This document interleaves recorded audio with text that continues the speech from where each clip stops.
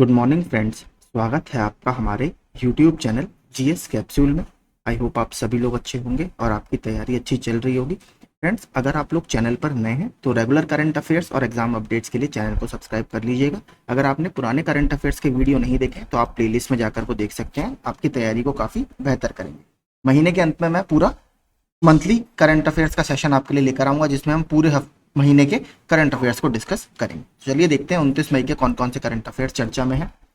हाल ही में खबरों में रहा मृगवाणी राष्ट्रीय उद्यान किस राज्य में स्थित है? तो मृगवाणी नेशनल पार्क तेलंगाना में स्थित है। अभी यहाँ पर रिपोर्ट पब्लिश की गई है कि यहाँ पर एनक्रोचमेंट यानी अतिक्रमण बहुत ज्यादा इस नेशनल पार्क में हो रहा है, जिसकी वजह से इसका एक बहुत बड़ा हिस्सा नष्ट होता जा रहा है। और इसको देखिए, हैदराबाद के पास ही स्थित है, तो इस जंगल को हैदराबाद का ग्रीन लंग्स बोला जाता है या हरित फेफड़े इसको बोला जाता है, क्योंकि कहीं ना कहीं लोकल क्लाइमेट को ये मॉडरेट करता है और वहां की हवा में और इसके अलावा जो मौसम है उसको काफी अच्छा रखता है, इसलिए इसको हैदराबाद शहर का मुख्य रूप से ग्रीन लंग्स कहा जाता है। इसके अलावा इसी के साथ आर्टिकल में एक और नेशनल पार्क तेलंगाना का चर्चा में रहा है, वो भी देख लेते हैं। पर्यावरण कार्यकर्ताओं ने मृगवाणी राष्ट्रीय उद्यान और दूसरा देखिए जो नेशनल पार्क है महावीर हरिणा वनस्थली राष्ट्रीय उद्यान में महत्वपूर्ण अतिक्रमण की सूचना दी है। यह विविध वनस्पतियों और जीवों का घर है, हलचल भरे शहर के लिए महत्वपूर्ण हरित फेफड़े है, जो मैंने आपको बताया ग्रीन लंग्स। तो दूसरा देखिए, पहला राष्ट्रीय उद्यान या नेशनल पार्क तेलंगाना का मृगवाणी है, दूसरा महावीर हरिणा वनस्थली राष्ट्रीय उद्यान है, और तीसरा एक और यहाँ का नेशनल पार्क है जिसका नाम है कासू ब्रह्मा नंदा रेड्डी। ठीक है, तो ये तीन ही नेशनल पार्क आपके तेलंगाना में स्थित है, तीनों मैंने आपको बता दिए। अगर बात करें टाइगर रिजर्व की, तो दो टाइगर रिजर्व आपके तेलंगाना में स्थित है, दोनों मैं आपको मैप में दिखा देता हूं। यहां पर अगर आप टाइगर रिजर्व की पूरी सूची देखेंगे तो अमराबाद और कवाल दो टाइगर रिजर्व आपको दिखाई देंगे। पहला देखिए यहां पर है, यह है कवाल टाइगर रिजर्व, और दूसरा आपका बिल्कुल जो आंध्र प्रदेश का बॉर्डर है नागार्जुन सागर श्रीसाइलाम का, वो है अमराबाद टाइगर रिजर्व। तो ये दो टाइगर रिजर्व आपको तेलंगाना में देखने के लिए मिलेंगे। ठीक है, तो आगे चलते हैं। इसके अलावा देखिए और भी कुछ अभी संरक्षित क्षेत्र लगातार खबरों में रहे हैं, वो भी हम फटाफट देख लेते हैं। किश्तवाड़ नेशनल पार्क ये जम्मू कश्मीर के किश्तवाड़ डिस्ट्रिक्ट में स्थित है। शेरगढ़ वाइल्ड लाइफ सेंचुरी ये राजस्थान में स्थित है। Eagle nest wildlife sanctuary Arunachal Pradesh में स्थित है। हाल ही में अभी यहाँ पर रेड पांडा को देखा गया है। रेड पांडा सिक्किम का राजकीय पशु है। सत्यमंगलम टाइगर रिजर्व ये तमिलनाडु में स्थित है। यहां पर अभी एलिफेंट की गणना शुरू की गई है सत्यमंगलम टाइगर रिजर्व में, और सत्यमंगलम टाइगर रिजर्व वेस्टर्न घाट और ईस्टर्न घाट यानी पश्चिमी घाट और पूर्वी घाट के जंक्शन पर या इनके युग्म पर स्थित है। एराविकुलम नेशनल पार्क ये केरला में स्थित है। तल्ले वैली वाइल्ड लाइफ सेंचुरी ये अरुणाचल प्रदेश में स्थित है। यहां पर अभी एक तितली की प्रजाति की खोज की गई थी, निक्टिस फिलियारा। ठीक है, ये तितली की प्रजाति थी जिसकी खोज तल्ले वैली वाइल्ड लाइफ सेंचुरी में की गई है। तो ये अभी और कुछ प्रोटेक्टेड एरियाज चर्चा में थे। अगला देखते हैं, माउंट मुंगालो जो हाल ही में भूस्खलन के कारण खबरों में था, किस देश में स्थित है? देखिए माउंट मुंगालो में अभी बहुत भयानक एक भूस्खलन हुआ है, लैंडस्लाइड हुआ है, जिसके नीचे दबकर कई लोगों की मृत्यु हो गई है। तो यहां पर आप देखेंगे लैंडस्लाइड इन पपुआ न्यू गिनी। तो ये पपुआ न्यू गिनी में स्थित एक पर्वत है जिसमें लैंडस्लाइड हुआ है, और ये है इसकी लोकेशन। ठीक है, पोर्ट जो मोर्सबे है ये इसकी कैपिटल है, इसको भी याद रखिएगा, हो सकता है आपसे ये पूछ ले। पोर्ट मोर्सबे कैपिटल है और ये आपका माउंट मुंगालो यहाँ पर स्थित है। थोड़ा सा इसके बारे में आप पढ़ भी सकते हैं। पपुआ न्यू गिनी ने संयुक्त राष्ट्र को सूचित किया कि माउंट मुंगालो के ढहने से हुए भारी भूस्खलन में 2000 से अधिक लोग दब गए हैं। तो देखिए काफी बड़ी ये आपदा रही, जिससे सुदूर एंगा प्रांत का गांव पूरा तबाह हो गया है। इसके अलावा कुछ और जो हमारे माउंटेन्स चर्चा में रहे हैं वो मैंने इसमें डाले हैं। माउंट इबू ये एक सक्रिय ज्वालामुखी है, कहां पर? इंडोनेशिया में। माउंट नेमरुत ये टर्की में स्थित है। देखिए इसका अभी इंटरनेशनल स्पेस स्टेशन से एक फोटो लिया गया था, इस वजह से ये चर्चा में था। और इसके ईस्ट में एक बहुत फेमस लेक है, लेक वैन या लेक वान, जो दुनिया की सबसे हाईएस्ट सेलाइन बॉडी है। हाईएस्ट सेलाइन बॉडी मतलब दुनिया की सबसे लवणीय बॉडी है। लगभग 330 पार्ट्स पर 1000 इसकी सैलिनिटी है या लवणता है। तो ये दुनिया की सबसे सैलिनिटी, इसके ईस्ट में ये स्थित है। बात करें पायरेनीज माउंटेन्स, देखिए पायरेनीज माउंटेन्स चर्चा में की थी, यहीं पर अभी फ्रांस के जो राष्ट्रपति हैं इमैनुअल मैक्रो और चीनी राष्ट्रपति जी जिनपिंग की मीटिंग एक हुई थी, तो इस वजह से चर्चा में था। और पायरेनीज माउंटेन नेचुरल बाउंड्री या प्राकृतिक सीमा फॉर्म करता है फ्रांस और स्पेन के बीच में। ये प्रश्न आपका लगातार पूछता रहता है विभिन्न एग्जाम्स में, याद रखिएगा। इसके अलावा एक ला कुम्ब्रे वॉल्केनो या ला कुम्ब्रे ज्वालामुखी चर्चा में था, इक्वेडोर में स्थित है। और ये देखिए कल लगातार चर्चा में है, इसलिए मैंने डाला है कैंपी फ्लेग्रेई सुपर वॉल्केनो रीजन। तो देखिए ये कोई एक वॉल्केनो नहीं है, एक पूरा वॉल्केनिक एक्टिविटी का क्षेत्र है, यानी ज्वालामुखी से संबंधित जितनी गतिविधियां होती हैं उसका पूरा एक क्षेत्र है। और ये नेपल्स इटली में स्थित है। यहां पर कल बहुत ज्यादा भयानक एक भूकंप या अर्थक्वेक आया था, इस वजह से ये लगातार चर्चा में था। तो आपसे सीधे पूछ सकता है कि हाल ही में खबरों में रहा कैंपी फ्लेग्रेई सुपर वॉल्केनो रीजन कहां पर या सुपर वॉल्केनो क्षेत्र कहां पर स्थित है, तो ये नेपल्स इटली में स्थित है। तो ये सारे अभी चर्चा में रहे हैं कुछ माउंटेन्स। घुघुआ राष्ट्रीय जीवाश्म पार्क जो हाल ही में समाचारों में देखा गया किस राज्य में स्थित है, तो ये मध्य प्रदेश में स्थित है। और यहां पर देखिए अभी एक डिस्कवरी की गई है, कुछ फॉसिल्स पाए गए हैं जिस वजह से चर्चा में ये रहा है। मध्य प्रदेश के डिंडोरी जिले के घुघुआ राष्ट्रीय जीवाश्म पार्क में जीवाश्म लकड़ी से बनी प्रागैतिहासिक कलाकृतियां या प्री हिस्टोरिक पेंटिंग्स या आर्टिफैक्ट्स आपके पाए गए हैं। इसको 1983 में एस्टेब्लिश किया गया है। प्रारंभिक मानव औजारों के लिए जीवाश्म पेड़ के तनों का उपयोग करते थे, तो यहां पर इसके साक्ष्य हमें मिले हैं और वही इनको यहां पर कंजर्व रखा गया है। इसके अलावा कुछ और जो हमारे अभी प्लेसेस चर्चा में रहे हैं वो मैंने डाले हैं।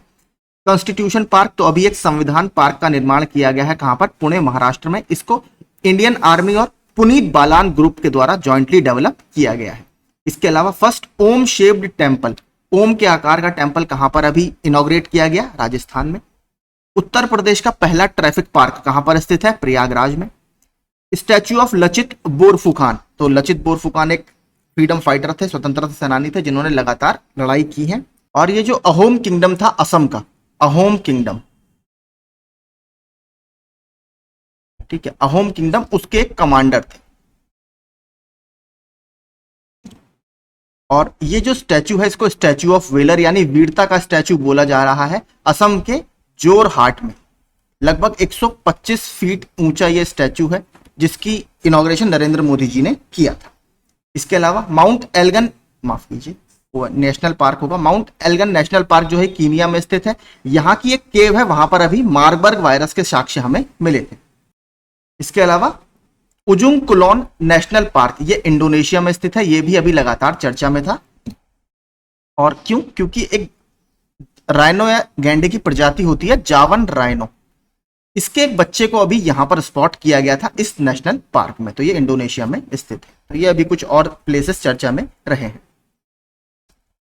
हाल ही में किस संगठन ने आर्टिफिशियल इंटेलिजेंस और मानवाधिकार, लोकतंत्र और कानून के शासन पर फ्रेमवर्क कन्वेंशन को अपनाया, जिसे शॉर्ट में हम क्या मानेंगे, एआई कन्वेंशन यानी आर्टिफिशियली इंटेलिजेंस कन्वेंशन के रूप में जाना जाता है। तो काउंसिल ऑफ यूरोप ने यानी सीओई ने इसको अभी अपनाया है, ये याद रखिएगा। सीधे आपसे पूछ सकता है कि एआई कन्वेंशन हाल ही में किसने अपनाया, तो काउंसिल ऑफ यूरोप ने। इसके अलावा देखिए कुछ अदर एआई रिलेटेड न्यूज मैंने डाली हैं जो चर्चा में रही हैं। यूएस और यूके ने देखिए अभी एक एग्रीमेंट साइन किया है। ये लोग टेस्ट डेवलप करेंगे मोस्ट एडवांस्ड एआई मॉडल्स के लिए, जितने भी आपके आर्टिफिशियल इंटेलिजेंस मॉडल्स हैं उसको किस तरीके से टेस्ट किया जाए मोस्ट एडवांस्ड लेवल पर, उसके टेस्ट ये दोनों कंट्री मिलकर डेवलप करेंगे। हाल ही में ग्लोबल मीडिया अवार्ड 2024 किसको दिया गया है, इंडिया टुडे की आर्टिफिशियल इंटेलिजेंस न्यूज एंकर है सना, इसको यह अवार्ड दिया गया है। यूक्रेन का एआई स्पोक्स पर्सन यानी यूक्रेन की एआई प्रवक्ता कौन बनी है, विक्टोरिया शी के नाम से अभी इन्होंने लॉन्च किया था। माइक्रोसॉफ्ट के AI capable personal computer series, तो माइक्रोसॉफ्ट ने अभी एक AI capable personal computer series launch किया जिसका नाम है को पायलट प्लस पीसीज। इसके अलावा सेकंड ग्लोबल एआई समिट कहां पर हुई, आपकी सियोल साउथ कोरिया में। तो ये सभी अभी चर्चा में थे। हाल ही में खबरों में देखा गया विरूपाक्ष मंदिर किस राज्य में स्थित है, तो देखिए सबसे पहले बताता हूं चर्चा में क्यों था। अभी लगातार वहां पर हो रही वर्षा के कारण इसका एक जो हिस्सा था वो ढह गया था, ये कुछ सेगमेंट को काफी नुकसान पहुंचा था। और ये कर्नाटक में विजयनगर जिले में स्थित है,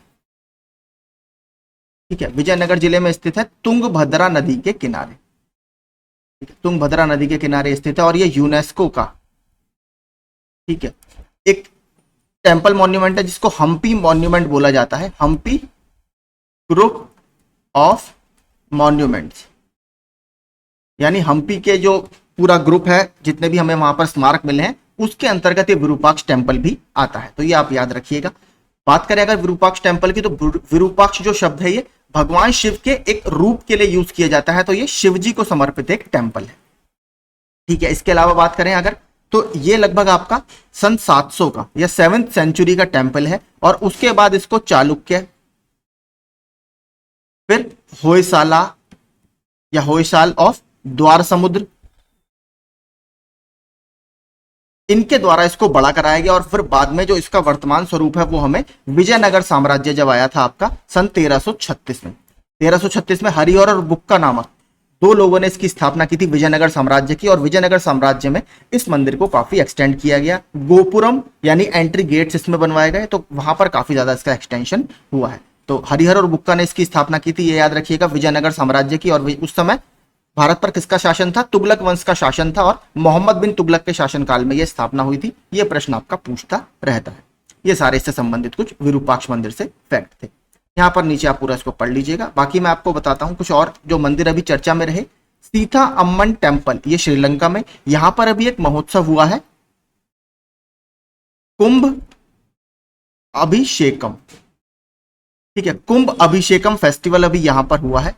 इसमें उत्तर प्रदेश के अयोध्या से सरयू नदी का जल लेकर जाया गया, और इसके अलावा तिरुपति मंदिर से लड्डू यहां पर लेकर गए हैं लोग, तो ये इसलिए काफी लगातार इंडिया के कनेक्शन के कारण चर्चा में था। इसके अलावा हिंगलाज टेम्पल, ये पाकिस्तान में स्थित है, ये भी अभी चर्चा में था। समाचारों में देखी गई अष्टमुडी झील किस राज्य में स्थित है? तो कल हमने एक झील देखी थी षष्टम कोट्टा, तब मैंने आपको अष्टमुडी झील के बारे में बताया था। तो अष्टमुडी जो लेक है ये आपके केरल राज्य में स्थित है, और इंपॉर्टेंट क्यों है? एक तो है सबसे इंपॉर्टेंट ये रामसार साइट है। ठीक है, और चर्चा में क्यों रही? क्योंकि यहां पर प्लास्टिक पॉल्यूशन बहुत ज्यादा इस झील में हो रहा है, जिसके कारण बायोडाइवर्सिटी को या इसके इकोलॉजी को काफी खतरा है, इस वजह से ये चर्चा में रही है। स्पेशली प्लास्टिक में भी माइक्रो प्लास्टिक का पॉल्यूशन यहां पर बहुत ज्यादा हो रहा है, जिसका साइज 5 मिलीमीटर से कम का रहता है, उनको माइक्रो प्लास्टिक बोला जाता है। अगर आप मैप में देखेंगे तो ये है आपकी अष्टमुडी लेक, यहां पर अष्टमुडी है, ये है वेम्बनाड, और ये है आपकी षष्टम कोट्टा। ठीक है, तो 3 लेक है आपकी टोटल केरल में, जिनको रामसार साइट के रूप में घोषित किया गया है, अष्टमुडी, वेम्बनाड और षष्टम कोट्टा। तो तीनों लेक्स आप याद रखिएगा। यहां पर पूरा इसके बारे में आप डिटेल में पढ़ सकते हैं। राज्य के स्वामित्व वाली गेल इंडिया लिमिटेड ने हाल ही में मध्य प्रदेश के किस क्षेत्र में अपना पहला ग्रीन हाइड्रोजन प्लांट लॉन्च किया है? तो मध्य प्रदेश के विजयपुर में gas authority of India limited यानी गेल इंडिया लिमिटेड ने अपना पहला ग्रीन हाइड्रोजन प्लांट लॉन्च किया है। और ये देखिए जो है हमारा भारत का नेशनल ग्रीन हाइड्रोजन मिशन है, उसके तहत ये गेल इंडिया लिमिटेड की पहल है। और इसका देखिए मुख्य उद्देश्य क्या है? 2030 तक देश के लिए 5 मिलियन टन वार्षिक हरित हाइड्रोजन उत्पादन क्षमता का लक्ष्य। तो इसमें लगभग हम 2030 तक 5 मिलियन टन वार्षिक हरित हाइड्रोजन उत्पादन करेंगे। और ये काफी इंपॉर्टेंट भी है, क्योंकि लगातार आप देखेंगे हाइड्रोजन जो है उसकी कैलोरीफिक वैल्यू बहुत होती है, और एक ग्रीन फ्यूल यानी हरित फ्यूल माना जाता है। कुछ इसमें खतरे भी है, लेकिन लगातार नई नई टेक्नोलॉजी से उन खतरों को कम किए जाने का प्रयास भी किया जा रहा है। फॉर्मूला 1 मोनाको ग्रैंड प्री 2024 किसने जीता है? तो ये चार्ल्स लेक्लैर्क ने जीता है। और देखिए चार्ल्स लेक्लैर्क जो है ये 1931 में लुई चिरोन के बाद मोनाको ग्रैंड प्रिक्स जीतने वाले पहले मोनेगास्क ड्राइवर बन गए। देखिए मोनेगास्क किनको बोला जाता है? जो मोनाको में रहते हैं। तो 1931 के बाद अब ये पहले ड्राइवर बने हैं मोनाको देश से संबंधित जिन्होंने ये मोनाको ग्रैंड प्री जीती।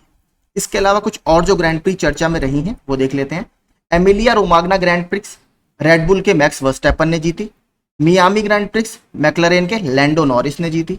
चीनी ग्रैंड प्रिक्स रेडबुल के मैक्स वर्स्टैपन ने, और जैपनीज ग्रैंड प्री ये रेडबुल के मैक्स वर्स्टैपन ने। तो ये सारे अभी हाल ही में चर्चा में रही। हाल ही में ऑटोमेकर सिट्रोएन ने भारत के पूर्व क्रिकेट कप्तान महेंद्र सिंह धोनी को भारत में अपना ब्रांड एम्बेसडर बनाया। तो पहला तो फैक्ट यही है।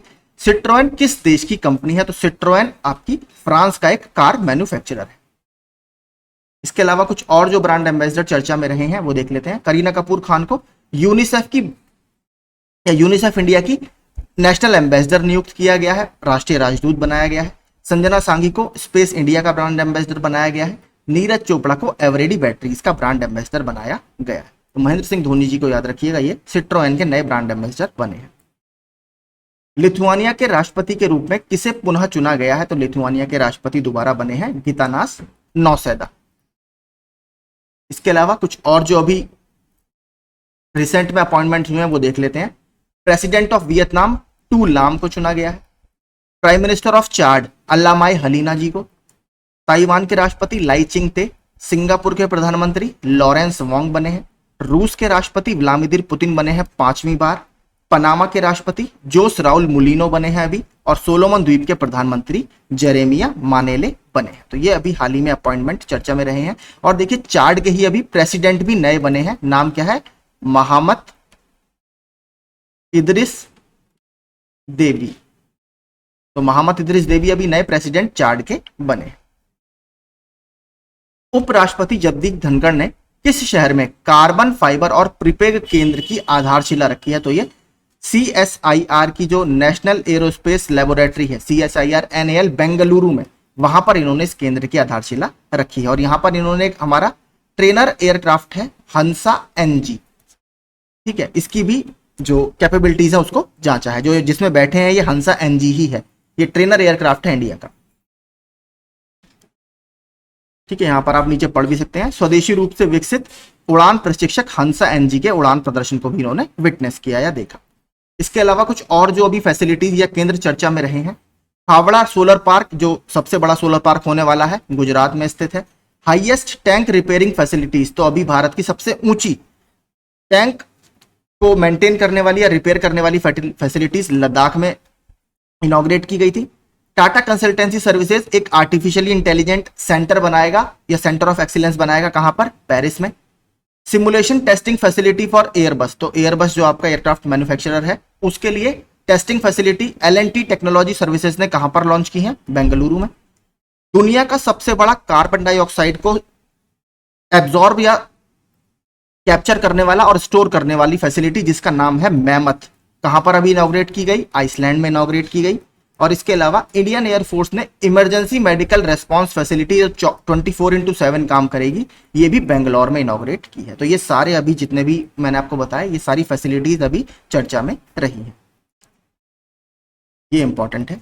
हाल ही में परमाणु सुरक्षा पर अंतरराष्ट्रीय सम्मेलन यानी आईकॉन्स यानी इंटरनेशनल कॉन्फ्रेंस और न्यूक्लियर सिक्योरिटी 2024 कहां पर आयोजित किया गया? तो ये वियना में आयोजित की गई थी। तो यहां पर आप पढ़ भी सकते हैं। इस बार किसकी अध्यक्षता में ये थी? ये कजाकिस्तान और ऑस्ट्रेलिया की जॉइंट प्रेसिडेंटशिप में की गई थी। और IAEA यानी इंटरनेशनल एटॉमिक एनर्जी एजेंसी, इसके द्वारा इसको ऑर्गेनाइज पूरा किया गया था। टोटल इसमें 130 देशों के विदेशी मामलों, ऊर्जा, आंतरिक मामलों और अन्य संबंधित विभागों के मंत्रालयों के प्रमुखों ने इस मीटिंग में भाग लिया। इसके अलावा देखिए एक बहुत इंपॉर्टेंट और समिट है जो न्यूक्लियर एनर्जी से संबंधित है, अभी मार्च में, ठीक है। दुनिया की पहली फर्स्ट न्यूक्लियर एनर्जी समिट, पहली न्यूक्लियर एनर्जी समिट अभी ऑर्गेनाइज की गई थी ब्रसेल्स, बेल्जियम में। इसको भी याद रखिएगा, ये बहुत इंपॉर्टेंट है क्योंकि ये पहली थी। तो first nuclear energy summit Brussels, Belgium में आयोजित की गई थी। कुछ और मीटिंग्स जो चर्चा में रही हैं वो देख लेते हैं। 10th वर्ल्ड वाटर फोरम या 10वां विश्व जल मंच बाली, इंडोनेशिया में आयोजित किया गया था। यहां पर वर्ल्ड बैंक ने एक रिपोर्ट जारी की है, वाटर फॉर शेयर्ड प्रॉस्पेरिटी, यानी समृद्धता के लिए जो आपका जल है उससे संबंधित एक रिपोर्ट यहां पर जारी की गई है, water for shared prosperity. World future energy summit Abu Dhabi UAE में आयोजित की गई। First summit on clean cooking in Africa, इसमें लगभग 60 से ज्यादा देशों ने भाग लिया और पेरिस में आयोजित की गई। देखिए है अफ्रीका की लेकिन आयोजित पेरिस में की गई है। फेबेक्सा 2024 ये भारत की सबसे बड़ी टेक्सटाइल प्रदर्शनी है, ये गांधीनगर गुजरात में आयोजित की गई। 46th Antarctic treaty committee meeting ये आपका कोच्चि में आयोजित की जाएगी। World hydrogen summit Rotterdam Netherlands में। इंडिया स्किल्स 2024, तो ministry of skill development and entrepreneurship ने ऑर्गेनाइज की थी नई दिल्ली में। भारत 6G कॉन्फ्रेंस ये भी नई दिल्ली में ऑर्गेनाइज की गई थी। तो ये अभी हाल ही में मीटिंग्स कुछ चर्चा में रही। हाल ही में किस राज्य सरकार ने गुटखा और पान मसाला पर 1 साल का प्रतिबंध लगा दिया है? तो ये तेलंगाना की सरकार ने किया है। तेलंगाना हमने ऊपर भी देखा था, अभी क्या था, मृगवाणी नेशनल पार्क तेलंगाना में स्थित है। इसके अलावा कुछ और जो स्टेट्स चर्चा में रहे हैं वो देख लेते हैं। 33% reservation in government contract job for women. तो सरकारी अनुबंधित जितनी जॉब्स होंगी उसमें 33% रिजर्वेशन अभी किसने कहा है? कर्नाटका की सरकार ने किया है। 10वां वाइल्ड एस पॉपुलेशन एस्टिमेशन, यानी जंगली गधों की 10वीं जनसंख्या का आकलन कहां पर किया जा रहा है? गुजरात में। और गुजरात में ही क्या स्थित है आपका? Wild ass sanctuary. अगर आपसे पूछे कि जंगली गधा अभ्यारण्य कहां पर है, तो ये गुजरात में ही स्थित है। State having highest number of gangetic river dolphin, Uttar Pradesh. तो अभी wildlife institute of India की एक रिपोर्ट आई है जिसमें जो गंगा ब्रह्मपुत्र वाला पूरी बेल्ट है उसमें 4000 डॉल्फिन लगभग पाई गई हैं। इसमें अकेले उत्तर प्रदेश में 2000 डॉल्फिन हमें मिली हैं, गैंगेटिक रिवर डॉल्फिन। ठीक है, और गैंगेटिक रिवर डॉल्फिन कल हमने कवर किया था। भारत का नेशनल एक्वेटिक एनिमल है, यानी राष्ट्रीय जलीय पशु है। नेशनल डॉल्फिन डे कब मनाया जाता है? 5 अक्टूबर को नेशनल डॉल्फिन डे आपका मनाया जाता है। और साइंटिफिक नेम क्या है? प्लैटानिस्टा गैंगेटिका इसका साइंटिफिक नेम है। State to capture and radio collar wild elephant. तो देखिए ऑपरेशन जंबो, इसको रट लीजिए, बहुत इंपॉर्टेंट है। ऑपरेशन जंबो अभी कर्नाटका सरकार ने शुरू किया है।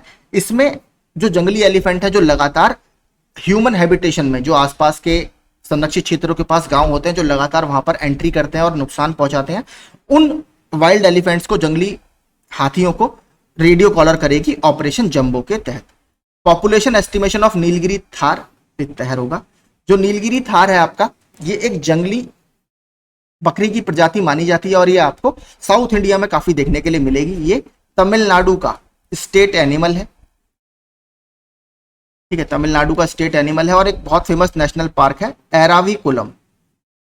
एराविकुलम नेशनल पार्क ये केरल में स्थित है।